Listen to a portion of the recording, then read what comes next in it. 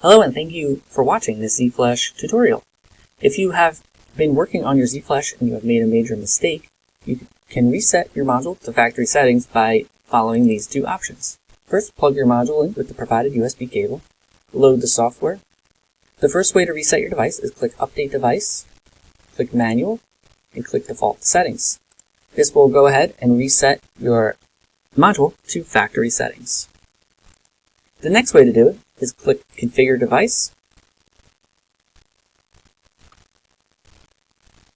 and then click Reset to Defaults. This will also reset your device to factory settings. So again, this will reset your device to factory settings, erasing any customization or settings that you have saved. Only do this if your module is malfunctioning, you have made a major mistake, or you have been instructed to do so by support. Thanks for watching, and be sure to check out thezflash.com for more great videos.